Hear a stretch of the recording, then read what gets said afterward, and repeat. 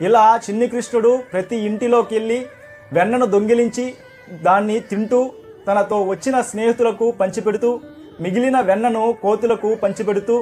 ఎవ్వరికి దొరకకుండా ఇలా నవనీతాన్ని దొంగిలించి తింటూ ఉండేవాడు. ఇలా ఇంటింటికి వెళ్ళి చిన్ని కృష్ణుడు వెన్నను దొంగిలించి తింటూ ఉన్నా కూడా కొన్ని ఇల్లు మాత్రం దొంగిలించడానికి సమయం లేకుండా వదిలేస్తూ ఉండేవాడట చిన్ని కృష్ణుడు. అందువలన కొన్ని ఇల్లు చిన్ని కృష్ణుడు దొంగిలించకుండా వదిలేస్తూ ఉండేవాడట. ఆ దొంగిలించకుండా వదిలిన ఇంటిలోని గోపిక, అమ్మయ్య మనకు ఈ రోజన్నా పాలు పెరుగు వెన్న మిగిలింది, చిన్ని కృష్ణుడు వచ్చి దొంగిలించలేదు అని ఒక కుండలో పాలు, దానిపైన మరొక కుండలో పెరుగు, దానిపైన మరొక కుండలో వెన్నను ఒకదానిపైన ఒకటి పేర్చుకొని తన తలపైన పెట్టుకొని గోకులం నుండి సుమారు 7 కిలోమీటర్లు మధుర, ఆ మధురాకెళ్ళి అమ్ముకొద్దాం అని ఆ గోపిక మరియు తన తోడుగా ఇంకొక గోపిక